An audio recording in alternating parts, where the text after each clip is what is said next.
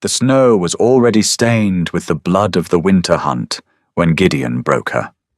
He didn't do it in private. He did it in the great hall before 300 witnesses, handing the mating chalice to a woman who wasn't his wife. Maeve watched a decade of loyalty dissolve in the space of a single breath, but the pack's cruel, pitying whispers died in their throats when the heavy oak doors shattered and the Alpha King stepped through.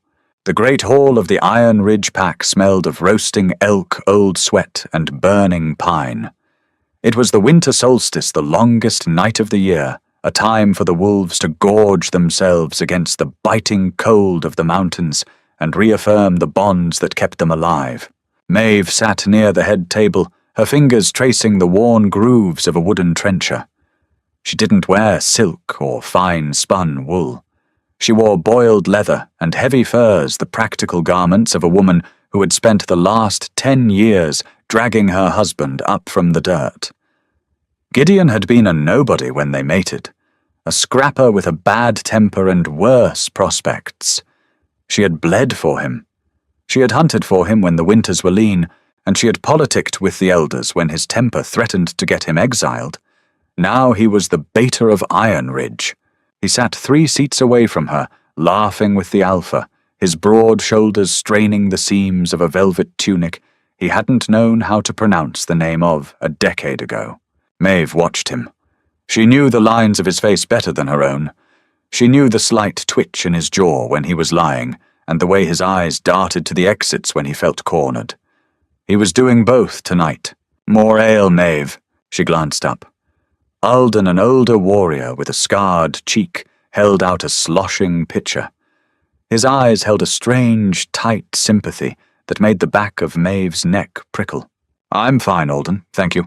Alden lingered a second too long, shifted his weight, and moved on. Maeve scanned the hall. It wasn't just Alden. The usual boisterous energy of the solstice feast felt strained. The younger wolves were whispering behind their hands, their eyes flicking toward her, then away. A heavy, humid tension hung beneath the rafters, thick enough to choke on. At the center of the hall, the Alpha stood. He raised a hand, and the cacophony of 300 wolves died down to the crackle of the hearth fires. "The longest night," the Alpha boomed, his voice echoing off the stone walls.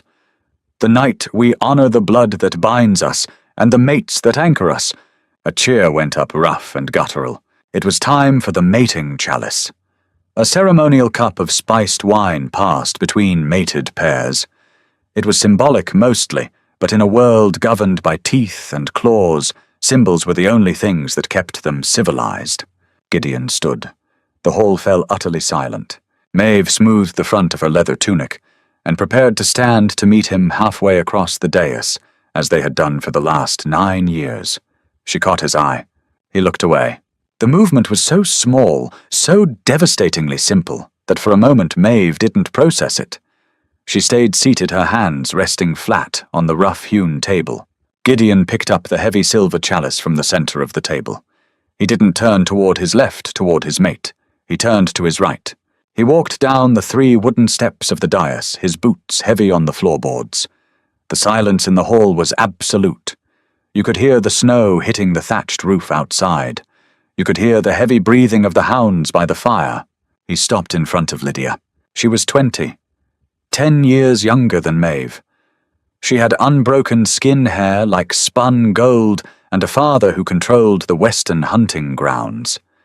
She had never skinned a deer, and she had never set a broken bone, but she looked up at Gideon with wide, doe-like eyes that made him feel like a god. "Lydia," Gideon said. His voice was loud, carrying a defensive edge that betrayed his cowardice. "Will you drink with me?" Lydia stood. She didn't look at Maeve. She kept her eyes fixed on Gideon's chest, a small, triumphant smile playing at the corners of her mouth. She took the cup, her delicate white fingers brushing against his scarred knuckles, and took a sip. Someone in the back of the hall gasped. A low murmur of shock mixed with something darker, amusement vindication rippled through the crowd. Maeve didn't move. She felt the blood drain from her face, leaving her skin icy and taut. The air in her lungs turned to glass. She didn't scream. She didn't flip the table. She just sat there, a statue of worn leather and cold terror, while her world was quietly, brutally dismantled. To share the chalice with another in front of the Alpha was a formal severing.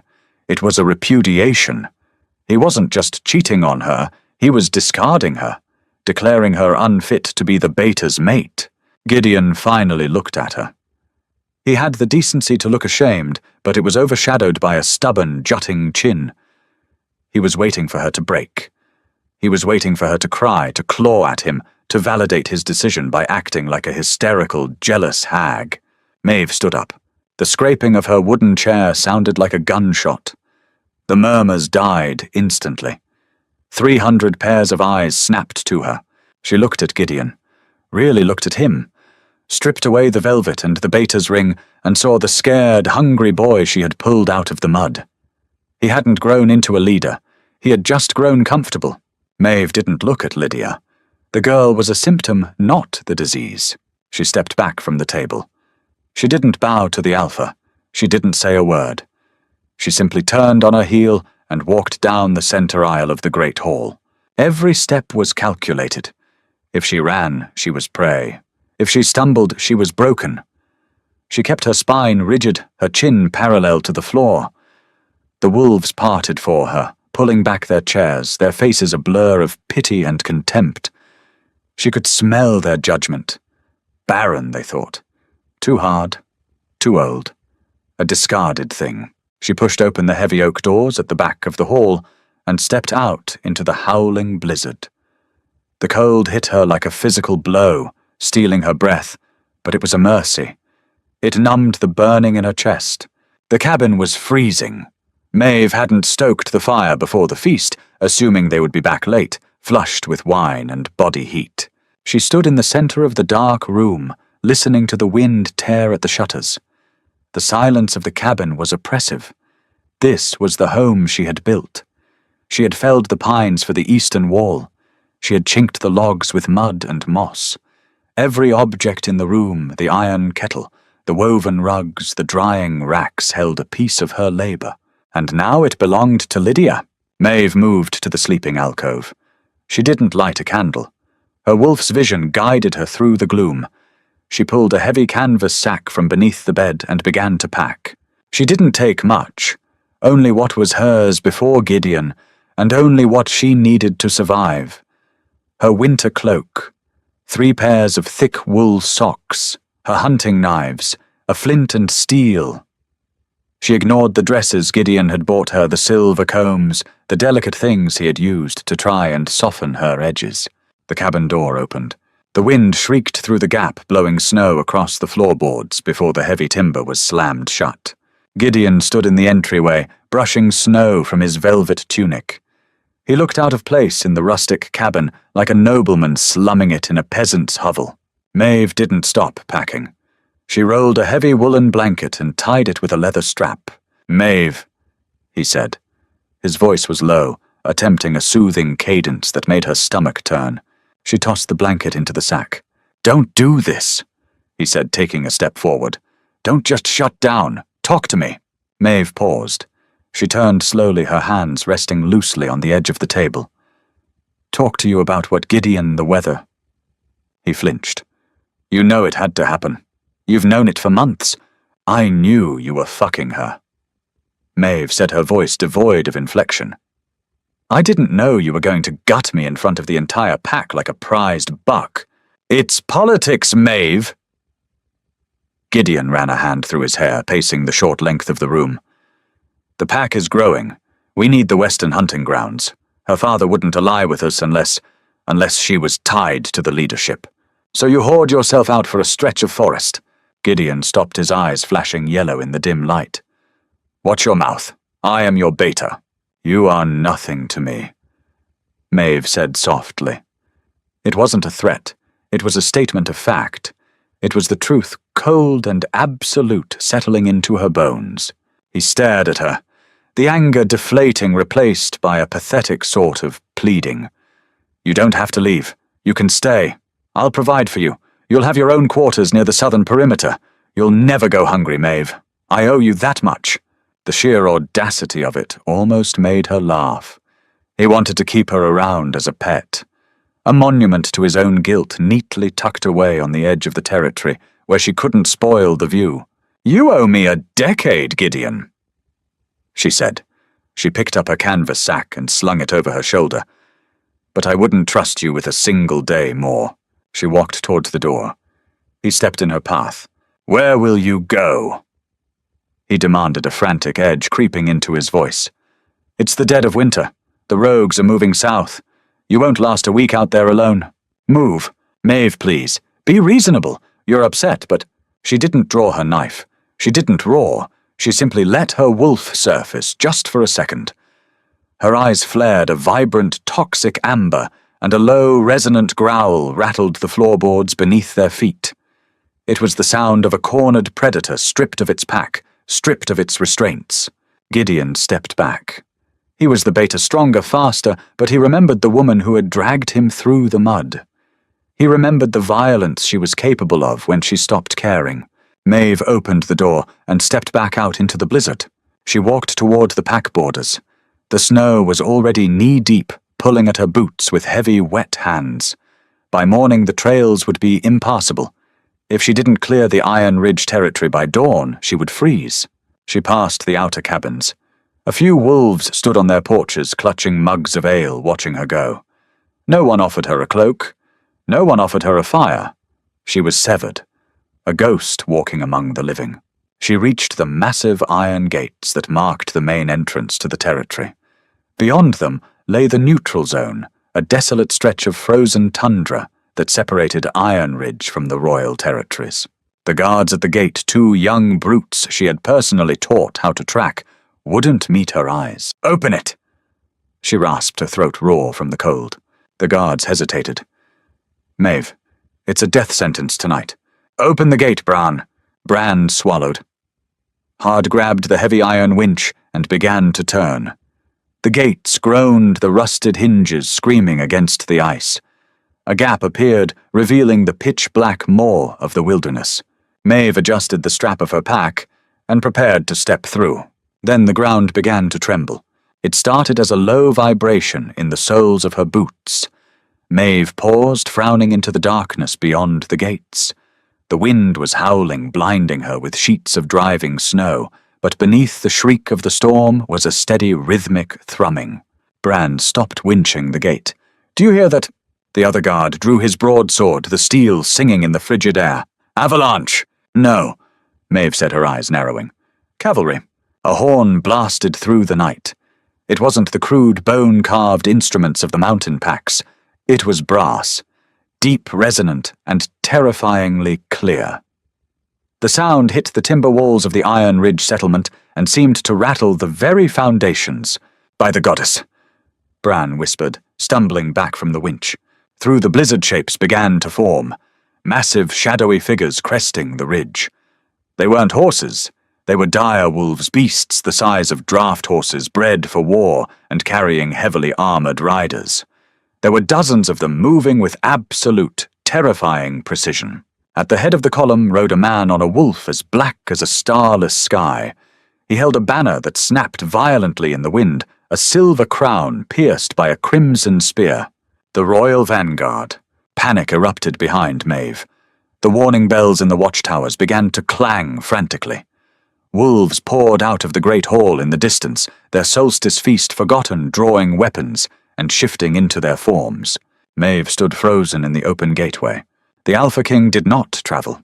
He ruled from the Obsidian Citadel 300 miles to the south.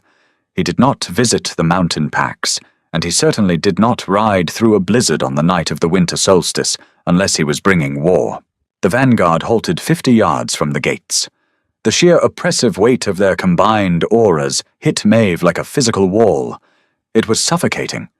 The air grew dense, tasting of ozone and iron.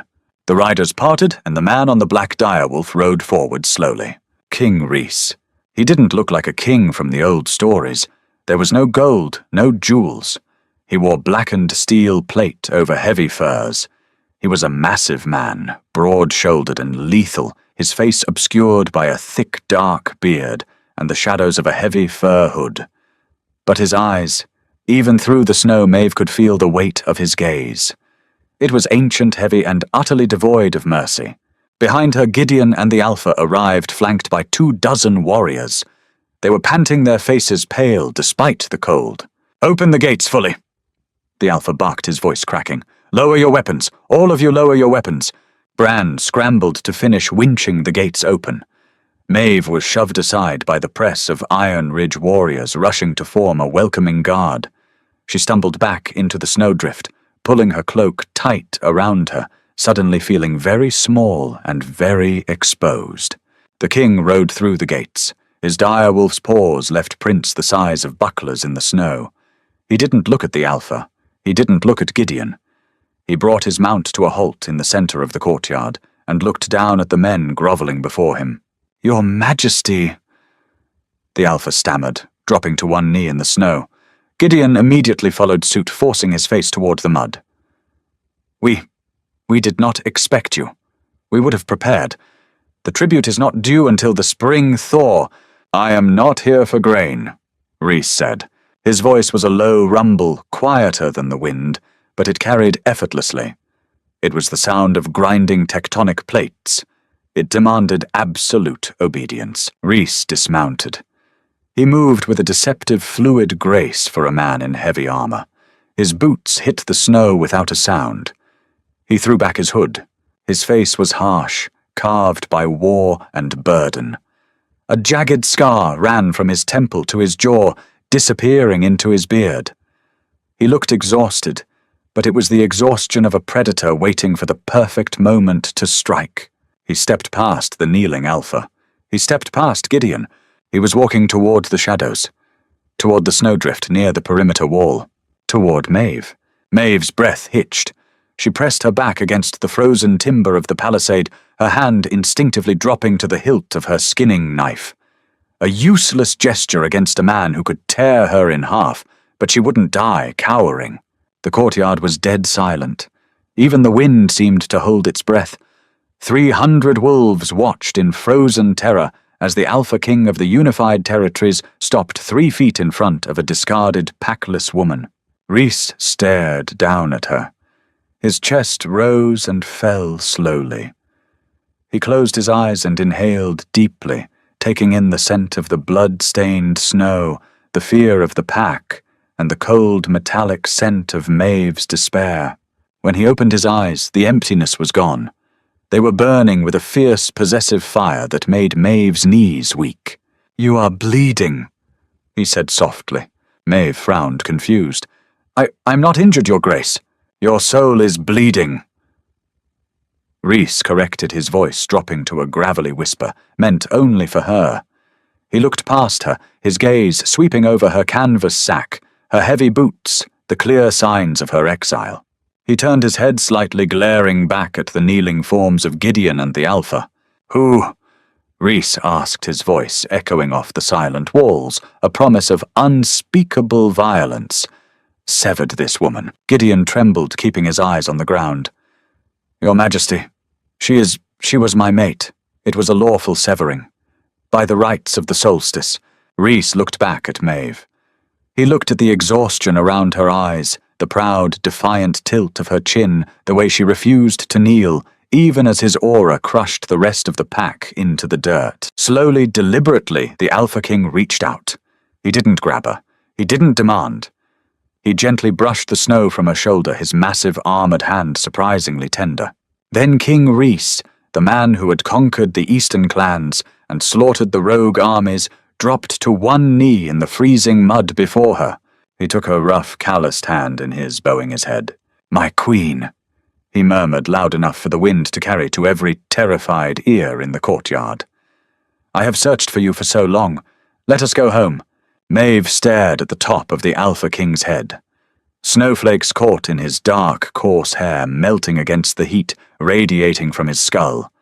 Her hand remained engulfed in his armored grip. It was warm. That was the first thing her shocked mind processed. Beneath the blackened steel and the terrifying aura, the man was humanly, radiantly warm. She pulled her hand back. It wasn't a frantic jerk, but a slow, deliberate reclamation of her own flesh. Rhys didn't resist. He let her hand slip away, raising his head to meet her eyes. There was no anger in his expression at her rejection, just a quiet, appraising intelligence. He stood towering over her, his broad shoulders blocking the worst of the biting wind. Behind them, the silence shattered into a panicked, breathless scramble. "Your Majesty, please, there has been a misunderstanding." It was the Alpha of Iron Ridge. Barton. He was scrambling forward on his knees through the slush and mud, his fine solstice robes ruined. He didn't dare stand in the king's presence, but desperation drove him to close the distance. Gideon was right beside him, his face the color of spoiled milk. "A misunderstanding," Rhys repeated. He didn't turn around. He kept his eyes locked on Maeve, watching the way her chest heaved with shallow, freezing breaths. "Explain it to me, Barton. Explain how I find my mate cast out into a blizzard like a diseased cur." The word hung in the air. Mate. Maeve frowned her brow, furrowing deeply. She opened her mouth to speak, to tell this terrifying man that he was mistaken, that she was barren and discarded, but the look in his eyes stopped her. It was a warning. "Play along," those eyes said. "Let me handle this." "Your mate!" Gideon choked out. The arrogance that had puffed up his chest in the great hall was entirely gone, replaced by a raw, animal terror. He looked at Maeve, his eyes wide and uncomprehending. She was my mate. We severed the bond not 10 minutes ago. It was lawful. The solstice rites." Rhys finally turned. The movement was so fast, so utterly devoid of the heavy armor's encumbrance, that several Iron Ridge warriors flinched backward. "You dare speak to me of the law?" Rhys's voice dropped an octave, a low, guttural vibration that made the timbers of the gatehouse groan. He took a single heavy step toward Gideon. Gideon scrambled backward on his hands and knees like a crab, whimpering as the snow soaked through his velvet trousers. "You severed a bond of 10 years for a political alliance." Rhys said, his voice carrying clearly over the howling wind. He wasn't shouting. He didn't need to. "You discarded a woman who hunted for you, who bled for your rank because you wanted the Western hunting grounds. You are not a beta. You are a parasite." Lydia, who had followed the commotion out of the great hall, let out a sharp gasp, covering her mouth with her hands. She looked small now, shivering in her fine silken dress, realizing exactly what kind of man she had just bound herself to. "Your Grace, we did not know," Alpha Barton cried, pressing his forehead into the mud. "If we had known she was meant for the crown—" "You should not have needed to know!" Rhys roared. The sudden explosion of sound was deafening. The giant black direwolf behind him bared teeth the size of daggers, echoing its master's fury with a chest-rattling snarl. A pack is measured by how it treats its most vulnerable. You let a warrior of your own blood be humiliated in your hall. You watched her walk into a blizzard without a word of protest. Iron Ridge is rotten from the inside out. Barton squeezed his eyes shut, trembling violently. "Mercy, Your Grace. We will make amends. We will pay the blood price. Whatever you ask." Rhys stared down at the groveling men with absolute disgust. He looked at the surrounding wolves, the warriors who had sneered at Maeve, the elders who had turned a blind eye. They were all terrified, heads bowed, waiting for the slaughter. The king turned his back on them. He walked back to Maeve. "They are yours," Rhys said softly, gesturing to the kneeling pack. "Say the word Maeve. Say the word, and my vanguard will burn this settlement to the bedrock. We will leave no man breathing." Maeve looked past him. She looked at Gideon, pathetic and shivering in the mud. She looked at the cabins she had helped build, the walls she had patched, the people she had fed during the long winters. 10 years of her life summed up in the terrified silence of a cowardly pack. She felt the anger hot and venomous rising in the back of her throat. It would be so easy. One word and Gideon's precious ambition would turn to ash. But then she looked at Rhys. He was testing her. He wasn't offering her blind vengeance. He was offering her a choice. He wanted to see what kind of woman he had just knelt for. Maeve pulled her cloak tighter around her neck. She adjusted the heavy canvas sack on her shoulder. "They aren't worth the firewood," she said. Her voice was cracked from the cold, but it was steady. Cold. Absolute. Gideon let out a pathetic, shuddering breath of relief. Rhys smiled. It was a small, dangerous thing curling the corner of his scarred lip. "As you command," he signaled his vanguard. A massive man with a jagged scar across his nose. Wyatt the King's Beta rode forward, leading a riderless direwolf. The beast was silver smaller than the king's mount, but still terrifyingly huge. "Your mount, my queen," Wyatt said, bowing his head respectfully. Maeve stared at the monstrous wolf. She had never ridden one. In the northern mountains they relied on their own paws. Rhys stepped close. "Put your foot in the stirrup. Grab the high pommel. I will guide you up." She didn't ask for help, but she didn't refuse it either. She grabbed the leather saddle, hauled herself up, and settled onto the beast's broad back. It felt like sitting on a breathing mountain. Rhys mounted his black direwolf with a fluid leap. He looked down at Barton and Gideon one last time. The tribute for Iron Ridge is tripled. Rhys decreed, his voice like cracking ice. "Deliver it to the Obsidian Citadel by the spring thaw, or I will return, and I will not be asking questions." He didn't wait for their frantic nods of compliance. He pulled his mount around facing the open gates. "Move out!" Wyatt roared. The brass horn blasted again. The vanguard pivoted in perfect unison, a machine of muscle and steel. Maeve gripped the pommel of her saddle as her silver wolf fell in line behind the king's. She didn't look back. She didn't look at the gates of Iron Ridge or the groveling Beta she had once loved. She kept her eyes forward, staring into the heart of the blizzard, riding toward a south she had never seen beside a king she did not know. They rode for 6 hours without stopping. The blizzard swallowed the world, reducing existence to the agonizing bite of the wind and the rhythmic bone-jarring stride of the direwolf beneath her. Maeve was dying. She knew it with the pragmatic detachment of a seasoned hunter. The cold was past the point of pain. It had settled into a deep, heavy numbness in her extremities. Her leather tunic meant for quick hunts near the settlement was entirely inadequate for a cross-country ride in a solstice storm. She was clinging to the saddle horn by sheer force of will, her vision blurring at the edges. She wouldn't ask them to stop. She refused to be the weak link in a royal vanguard.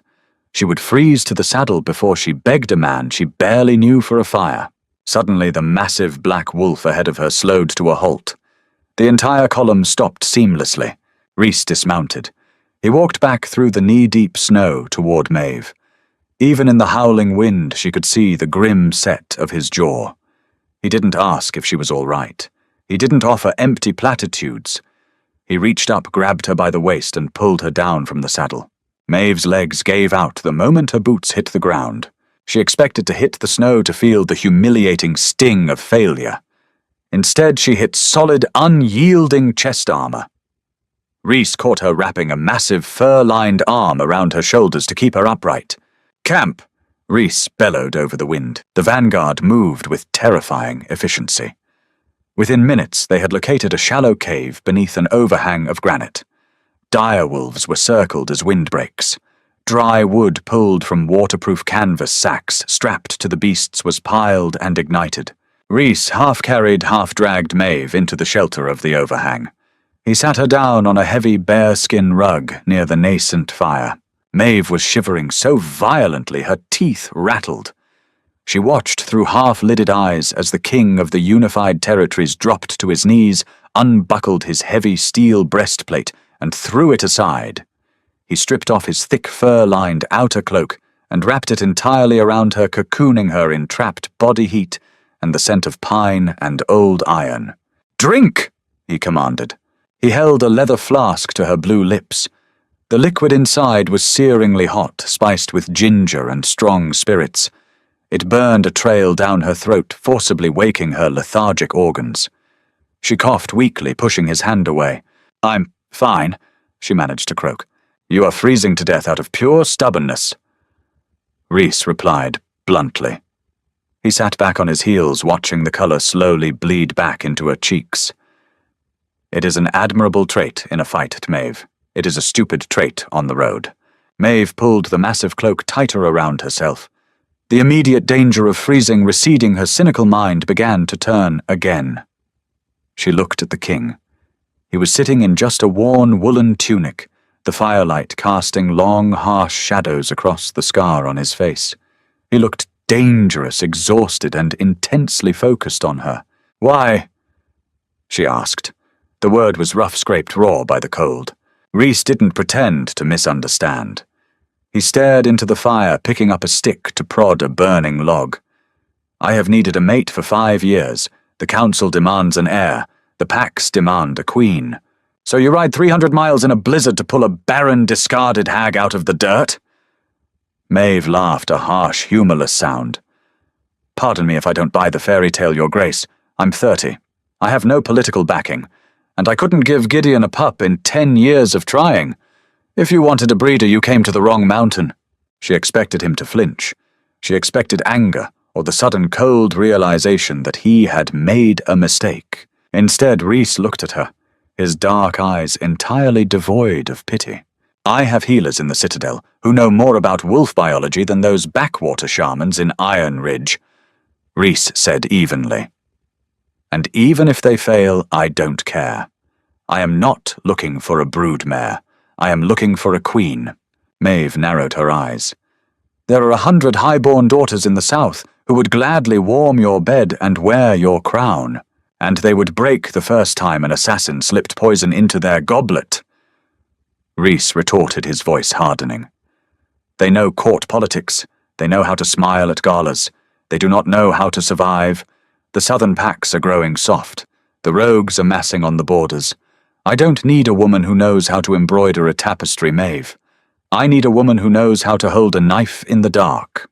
He leaned forward, tossing the stick into the flames. "When the bond between you and that pathetic beta snapped, I felt it—" Rhys said, his voice dropping to a low, intense hum. "It wasn't just a severing. It was an explosion. A shockwave of pure, unfiltered willpower refusing to be broken. I felt it 3 valleys away. I didn't come here looking for a wife. I came looking for the source of that power."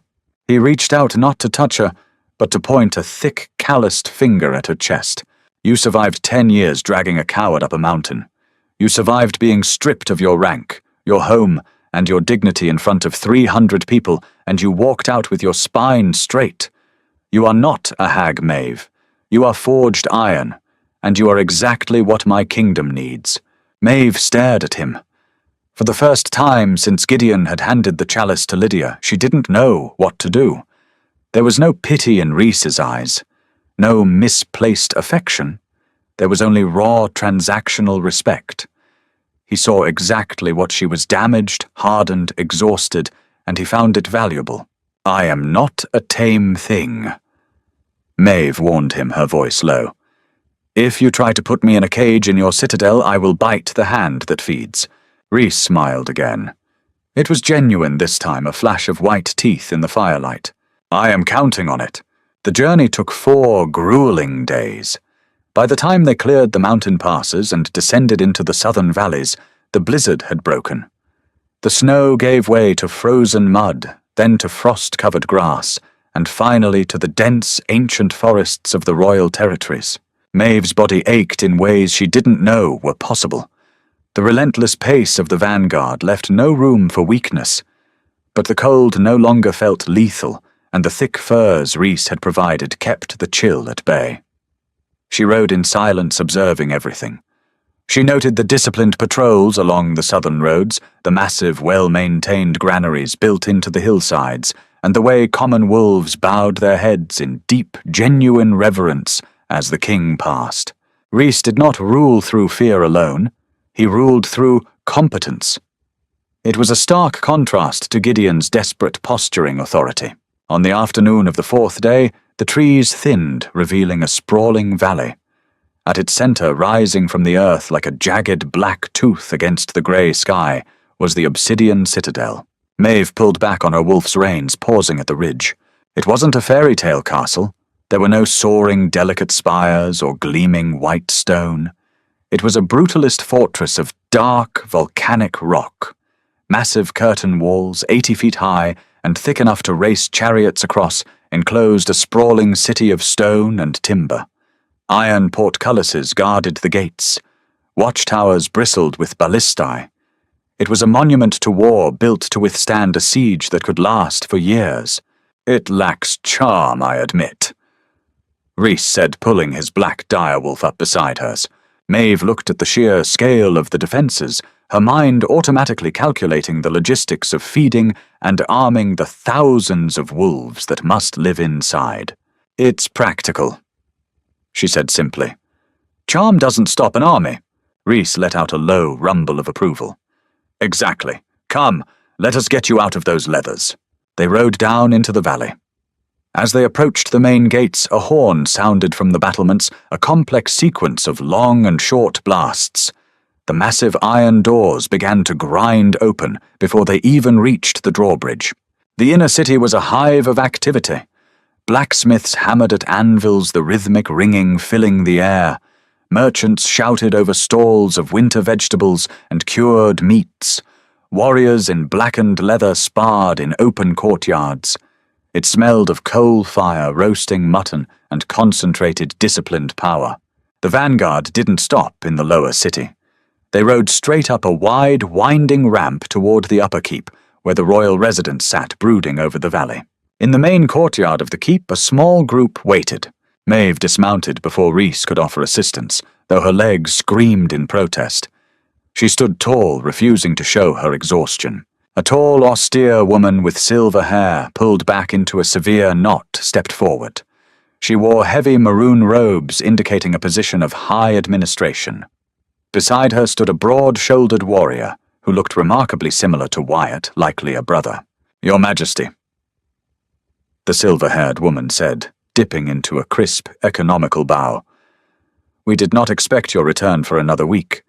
The eastern border reports are waiting on your desk. They will wait a few hours more. Beatrice," Rhys said, stripping his heavy gauntlets off. "I have more pressing matters." He gestured to Maeve. Beatrice turned her sharp, calculating eyes onto her. Maeve felt laid bare under that gaze. She knew what she looked like, dirty, exhausted, wearing a mismatched set of heavy furs over old, boiled leather. She looked like a barbarian dragged out of the northern mud. "Beatrice Garrett," Rhys said, his voice ringing with absolute authority. "This is Maeve. She is your new queen. Treat her as you would treat me." Garrett the warrior dropped immediately to one knee, a hand over his heart. Beatrice didn't hesitate. She mirrored the gesture, sinking low in her maroon robes.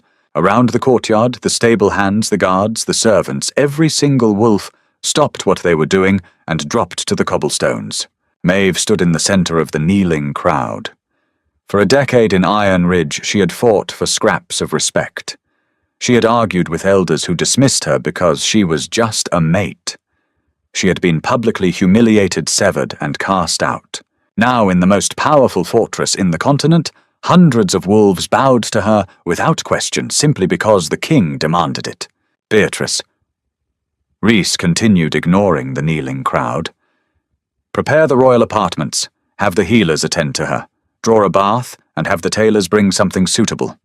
She has ridden for 4 days through a storm." Beatrice rose smoothly. "At once, Your Grace." She turned to Maeve, her expression softening into something remarkably professional and respectful. "If you will follow me, my queen." Maeve looked at Rhys. He stood beside his massive wolf, watching her. He had given her shelter, he had given her safety, and now he had given her power. But she knew nothing was free in this world. She offered him a single curt nod of acknowledgement, turned on her heel, and followed Beatrice into the shadows of the keep. The game had changed, and Maeve intended to learn the rules before she started breaking them. The royal apartments were vast, echoing chambers of dark stone and heavy tapestries. They smelled of beeswax and wood smoke. For the first 3 days, Maeve did little but sleep, her body demanding payment for the grueling ride and the adrenaline crash that followed. When she finally woke with a clear head, she found Beatrice waiting in the antechamber. The Citadel's administration had provided a wardrobe. Maeve walked past the delicate silk silks and embroidered gowns hanging on the oak racks. She selected a pair of dark woolen trousers, high leather boots, and a structured tunic of charcoal grey broadcloth. It was the clothing of a commander, not an ornament. Beatrice offered an approving, silent nod. "The king has requested your presence in the council room at noon," Beatrice said, handing Maeve a goblet of hot, spiced cider. "But first, the chief healer is waiting. King's orders." Maeve frowned, the familiar knot of shame tightening in her gut. She knew what the healer would find. 10 years of empty cradles had cemented the truth in her mind. But she was the queen now, or playing the part of one, and she would not cower from a physical examination. Dr. Arys was a man in his late 60s, with a neat silver beard, and eyes that had seen too much war to hold any capacity for judgment. He did not treat her like a fragile glass doll. He drew her blood, tested her reflexes, and asked blunt, invasive questions about her cycles, her diet in the mountains, and her medical history. When he finished, he sat across from her at a heavy oak table reviewing his notes. "You are malnourished," Arys said plainly. "Your bone density is lower than it should be for a shifter of your age, likely due to prolonged protein deficiency during the northern winters. We will correct that." He set the parchment down and looked her in the eye. "As for your reproductive health, my queen, you are perfectly sound." Maeve froze. The cider turned to ash in her mouth. She stared at the old man, her fingers gripping the edge of the table so hard the wood groaned. "That is a lie. I spent 10 years mated to a healthy beta. 10 years. Arys did not flinch. "I do not deal in lies. Your biology is unremarkable. If there was a failure to conceive, the defect lay entirely with your former mate. It is not uncommon.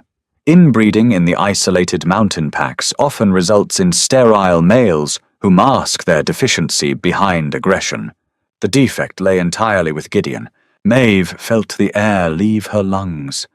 A decade of quiet humiliation, of enduring the pitying whispers of the Iron Ridge women, of internalizing the belief that she was broken, useless merchandise. Gideon had let her carry that weight.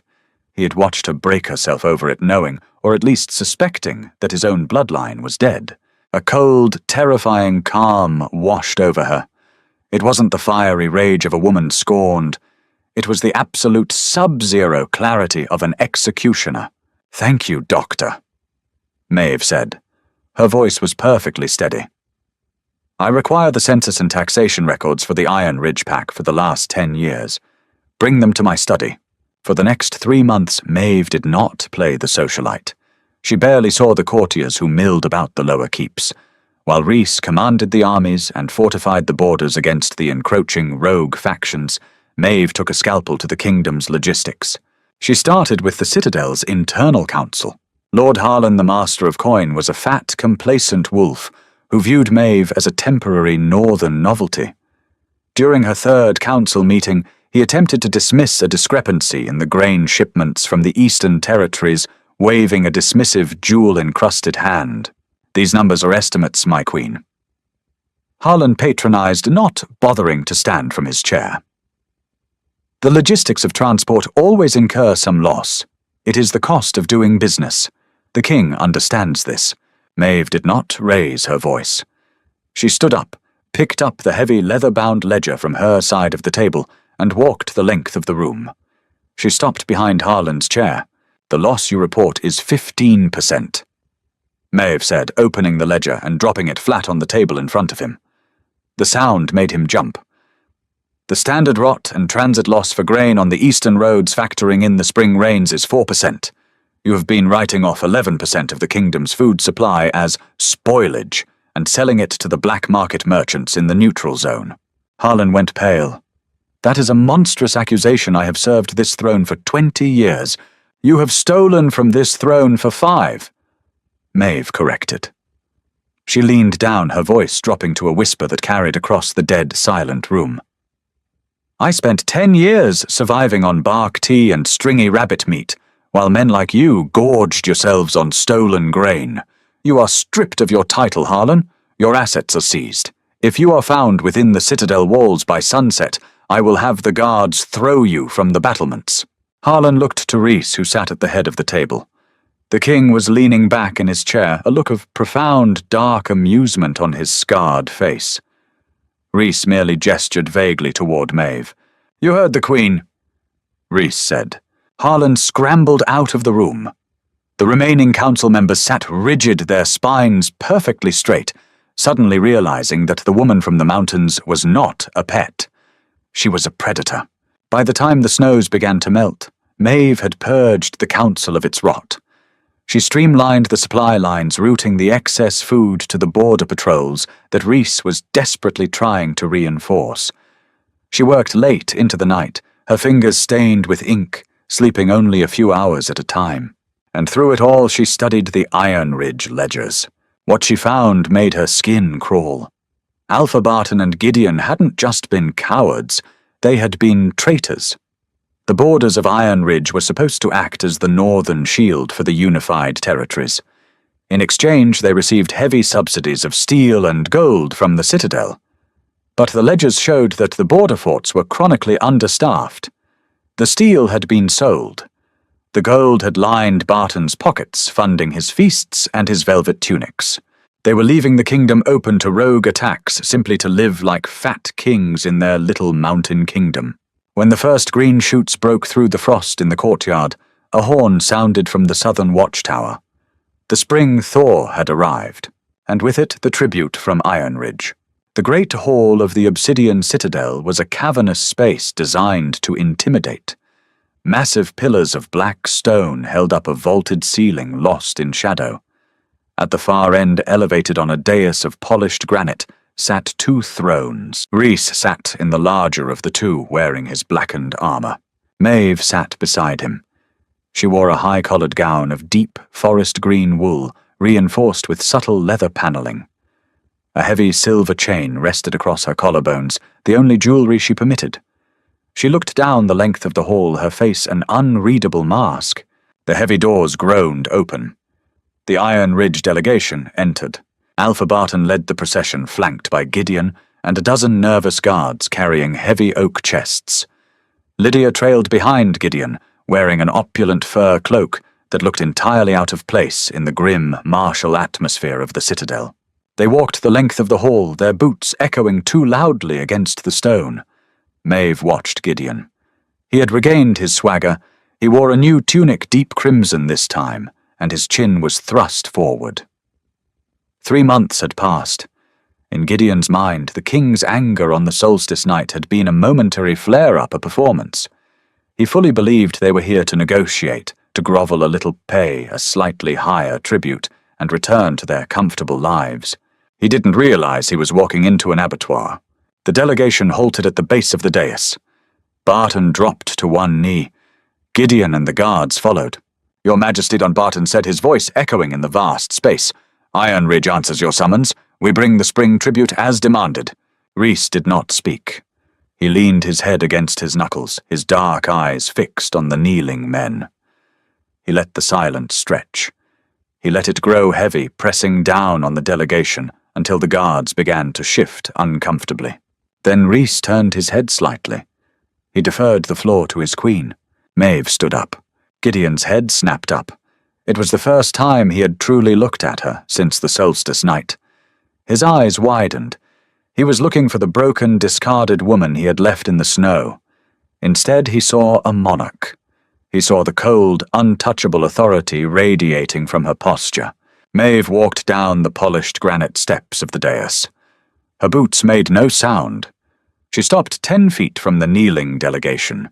"Open the chests," she commanded. Barton hesitated, glancing up at the king, but Rhys remained impassive. The Alpha gestured frantically to his guards. They threw open the lids of the heavy oak chests. Inside lay silver ingots furs and a meager assortment of raw iron ore. Maeve didn't even look at the contents. She looked at Barton. "The king ordered the tribute tripled," Maeve said, her voice echoing with crystalline clarity. "This is barely the standard tithe. Explain." Barton swallowed hard, sweat beading on his forehead, despite the draft in the hall. "My queen, the winter was brutal. The rogue incursions on our northern border sapped our resources. We lost good men. We simply do not have the wealth to meet the tripled demand without starving our own people." It was a good lie. It sounded noble. A desperate alpha protecting his pack. Maeve reached into the folds of her gown and withdrew a thick sheaf of parchment bound in leather. She tossed it onto the stone floor at Barton's feet. It landed with a heavy, damning thud. "That is a copy of your own quartermaster's ledger, Barton," Maeve said softly. "Smuggled out of your stronghold by a guard who was tired of watching his packmates freeze while you drank imported wine." Barton stared at the ledger as if it were a venomous snake. Gideon's arrogant posture dissolved entirely.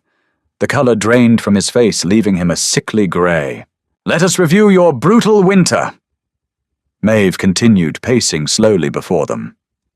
"You claim rogue incursions sapped your resources, yet the border outposts, the ones subsidized by this crown, have not seen a resupply of steel or grain in 3 years. You have 80 men stationed where there should be 300. You left the northern pass entirely unguarded for the month of January." She stopped and looked directly at Gideon. "And where did the Citadel's gold go, Gideon? Because as Beta the border defenses were your direct responsibility."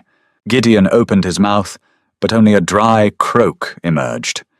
He looked around frantically, searching for an ally in a room full of Citadel guards who were already resting their hands on their sword hilts. We used the funds to fortify the main settlement." Gideon stammered the lie, crumbling as it left his lips. "You used the funds to buy the loyalty of the Western hunting grounds." Maeve corrected her voice, slicing through the hall like a razor. She pointed a finger at Lydia, who shrank back, her eyes wide with panic. "You purchased a bride with the kingdom's defense budget. You embezzled royal funds to elevate your own social standing, leaving the northern flank exposed to the enemy." The silence in the hall was absolute. Embezzlement was a crime. Treason leaving the borders open was a death sentence. "My queen, please," Barton begged, pressing his face toward the stone. "We were fools. The Beta misled me. He handled the logistics." Barton was throwing Gideon to the wolves without a second thought. Maeve watched the betrayal register on Gideon's face. The ultimate authority figure he had always hidden behind was cutting him loose to save his own skin. "Lies!" Gideon shouted, scrambling to his feet, panic destroying whatever sense he had left. He pointed at Maeve. "She's doing this for spite. She's a barren, bitter hag, taking revenge because I severed her. You can't believe these documents, she forged them." He took a step toward her. It was the last mistake he would ever make as a free man. Before Gideon's foot could hit the floor, a blur of motion descended from the dais. Rhys didn't draw a weapon. He didn't shout. He simply crossed the distance in a fraction of a second, his armored gauntlet clamping around Gideon's throat. The king lifted the Beta clean off the ground. Gideon's hands clawed uselessly at the blackened steel, his legs kicking in empty air. "You will not raise your voice to the queen." Rhys snarled, his eyes burning with the terrifying aura of the Alpha King. "And you will not take another step toward her unless you wish to do so without your legs." Rhys held him there for a long, agonizing moment, letting Gideon feel the absolute, crushing disparity in their strength. Then, with a look of utter disgust, Rhys threw him backward. Gideon crashed into the stone floor, gasping and choking, clutching his bruised throat. Rhys stepped back, returning his focus to Maeve. He was giving her the floor. He was giving her the blade. Maeve looked down at the man she had spent 10 years building. He was pathetic. Stripped of his titles, his stolen gold, and his unearned arrogance, there was nothing left but a coward choking on his own ambition. "I am not doing this for spite, Gideon," Maeve said, her voice dropping to a conversational, chilling tone. "Spite is an emotion. I feel absolutely nothing for you." She turned her gaze to the shivering form of Lydia. "You wanted him because he was a Beta," Maeve said to the young woman. "You wanted the prestige. You wanted the velvet and the high table." Lydia shook her head, violently, tears streaming down her perfect face. She backed away from Gideon, physically distancing herself from the rotting corpse of his career. "I didn't know," she sobbed. "I swear to the goddess I didn't know he was stealing. It doesn't matter, Maeve said dismissively. She looked back at Barton. Alpha Barton, you are guilty of gross negligence and complicity in treason. Your pack is stripped of its autonomy. Iron Ridge is now a direct vassal of the Crown. An overseer from the Citadel will arrive next week to manage your resources. You will step down as Alpha immediately. Barton collapsed, weeping into his hands, but he did not argue. He knew he was lucky to keep his head. As for you, Maeve said, finally addressing Gideon directly. Gideon looked up at her from the floor. His eyes were wide, pleading.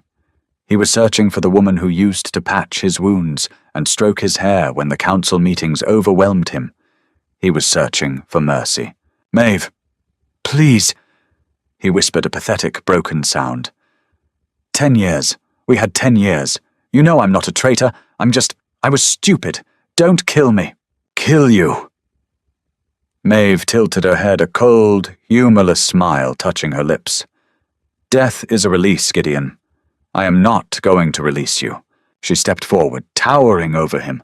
By the authority of the Obsidian Crown, I strip you of your rank, your titles, and your wealth. You are no longer a beta. You are no longer a citizen of Iron Ridge.